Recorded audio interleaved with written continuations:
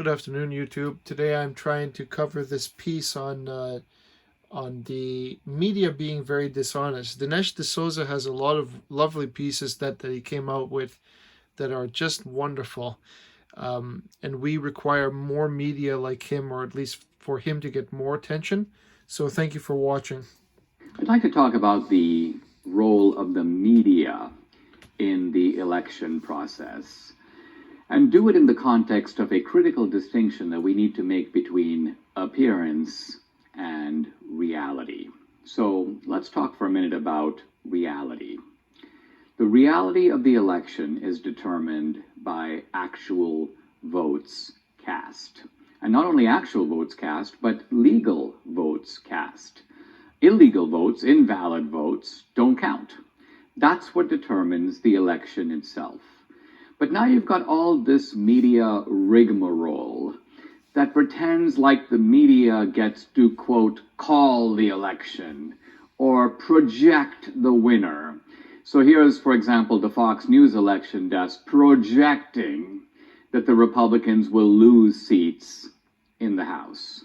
The Fox News decision desk can now project that Democrats will retain control of the House of Representatives and expand their majority by at least 5 seats. That's a major boost for Democratic House Speaker Nancy Pelosi. But what's the reality? The reality is that when the votes are added up, Republicans are gaining seats in the House, and not 1 or 2, probably something closer to 10 or 11. So that's minus 10 for the Democrats and plus 10 for the Republicans. The Republicans are close to actually taking the House, which they well might do in the midterm. CNN, the other networks project that Trump loses the election, and Fox News projects that Trump has lost Arizona. Now let's think about it. There's an Arizona recount underway that is so close it could come down to within a few hundred votes. As I speak, Trump is behind by about 10,000 votes in Arizona, with about 25,000 votes uncounted as of yet. So Trump might lose Arizona, but the whole notion that Fox could have projected at the outset that he lost it is ridiculous. They were hoping, you might say, that appearance automatically translates into reality. The reality is Trump is the president. He will remain the president until Inauguration Day at least. He has legal challenges. Now the media goes, I see the big headline in the New York Times, election officials around the country agree that there's no systematic fraud. First of all, of course, election officials agree. They're the ones running the process. This is like the heads of all the mafia crime syndicates agree that there's no such thing as organized crime. The real issue is not whether election officials agree, but whether courts agree and whether the Supreme Court agrees. And here's the most egregious cut of all. I just saw this today on Facebook. So Facebook has taken President Trump's page and demoted him. They've changed his title. He's no longer president of the United States. He is now political candidate. See for yourself. Now, this is flat out misinformation. Trump is the president. He's the president now. He'll remain the president. Did they do this to Obama when Obama became a, quote, lame duck after the election when Trump was elected? Did they remove Obama's title as president and maybe put him as ex-president or basically just a citizen? No, I'm quite sure they didn't. So what you have here is the sheer chutzpah, the dishonest chutzpah of the media, including digital media. We've come to a sorry pass in American politics, and we've got to think hard about how we go forward. We're not going to be able to do it with the media we have. We really need a new media to supplant it. I love that line. For a long time, I've been thinking about the appropriate punishment to give to the media for their dishonesty. And the truth is, it's so simple. In a sense, you would privatize them, if that makes any sense. Let them compete in an arena in which they're nobody. Let them earn again from the base of the street, so to speak. that they get their credibility back. But I love that De Souza stumbled upon the answer. I guess it's not stumbling, but he knew it already. And it is the answer. I don't even watch Fox. I don't watch CNN or any of the mainstream media. I don't even listen to people that tell me that Trump is lost, because the first question out of my mouth is, who's your source? And they'll tell me Fox, CNN, MSNBC, here in Canada, the CBC, Global News, and so on and so on. And I said, well, do you know about the current ballot investigations? They go, no, there's no thing. There's no investigations. Everything is legitimate. There's no such thing as ballot fraud in this election. And I go, okay. And then I point out what Attorney General Barr has done, and the Trump campaign is, and that they censored the White House press secretary. And I have so much like ammunition to bring to the table that's not even necessary. Not to mention the concise fact that no Republican counters were permitted to observe the ballot counting, and that windows were covered up with paper to prevent observation, even though a judge essentially ruled that there needs to be Republican observers to watch the count of the ballot, and then they were first to stand 20 feet away, I believe it was. And then, I mean, you can go on and on and on. There's a wonderful PDF I might make in a subsequent video explaining most of the election fraud, if not all the election fraud, the different types of fraud and different classifications of fraud and so on. It's brilliant. And I will familiarize myself with that text before I get into it. But the key is that the media should be replaced with new media that's competent and neutral. And it already has. Steven Crowder has proven himself quite capable of doing small-scale, accurate investigations into the election itself, and essentially displaying his findings of fraud very publicly, to the agreement of several key officials who are in government.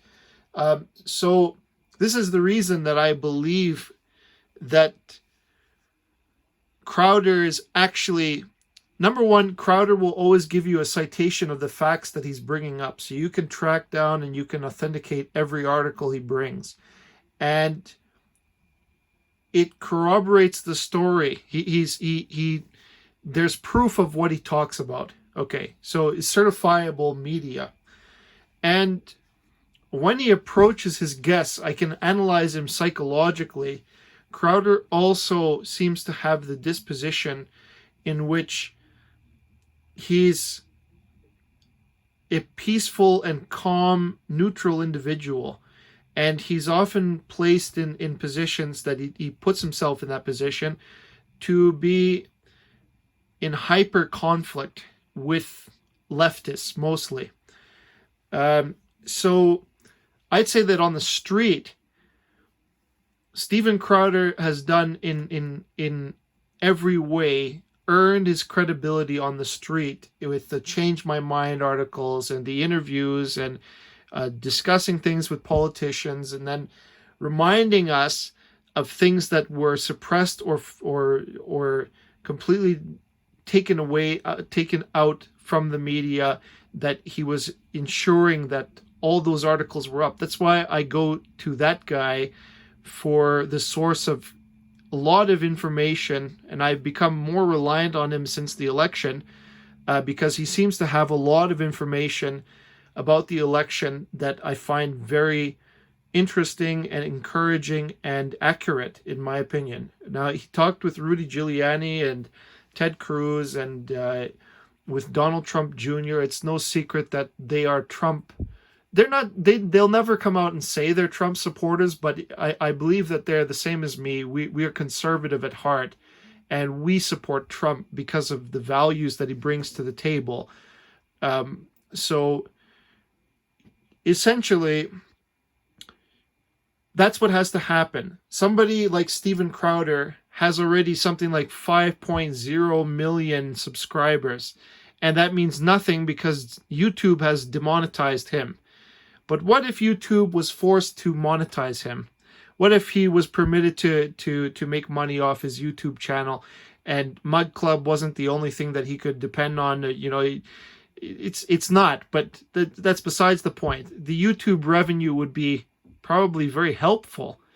But of course, YouTube demonetizes him because YouTube is biased. So when the true media, because they're essentially, the competency has already proven that, at least in terms of subscribers, that CNN, fewer people watch CNN than Steven Crowder's show. That's their claim. I think it's an accurate claim. I don't know exactly what's the loyal fan base of CNN, but I think that only fanatics who don't know any better would watch it. Okay, I have the unfortunate circumstance here in Canada to be forced, if I don't even watch TV, but I have a TV in my house, and if I happen to be on the news, then it's purely leftist nonsense. And all they do is they regurgitate exactly what CNN or MSNBC, regurgitate to them. And then they put their own leftist spin on it, and everything that they produce, every single story they produce is leftist. So I just laugh and I turn it off, or I change the channel, or the true sources of media, I would say at the moment, Epoch Times is wonderful. The Epoch Times is really, number one, they've shown their loyalty to America, and they track down very, very accurate stories and report them to the public very nicely. So, and then other people like Dinesh here, even on Trump's YouTube channel, that was excellent. I found that to be quite helpful. But Steven Crowder has been excellent. I do hope that, because they're like me, they're kind of holding out to see how the ballot counting is gonna go. There's a lot of obstacles in Trump's path. He's still the president that I choose. However, there's a great deal of obstacles in litigation, and so we need the Supreme Court to rule more, to get these disputes figured out as quickly as possible, to get the actual count. And so it's very, very good of Dinesh. Dinesh is also loyal to Trump, I would say. Not loyal in the sense that it's condescending, no way. But I would say that Dinesh would support Trump. He definitely wouldn't support Obama. With that being said, I just want to conclude that I hope that Steven Crowder and other channels like him, not necessarily like him, but say the conservative YouTube news, is going to be on the rise, and one way or another that they'll be the media that essentially replaces CNN and MSNBC and all the leftist mainstream nonsense. They should be the ones who are demonetized, and they shouldn't be allowed to be on TV any longer. But since there are fewer and fewer viewership on the television, and more people are going to online for their information, then we only have to deal with big tech. So they're just as dishonest as you saw there from Facebook, from what Dinesh wrote. But essentially, I think it's a hell of a good solution. Thank you for watching, and good night.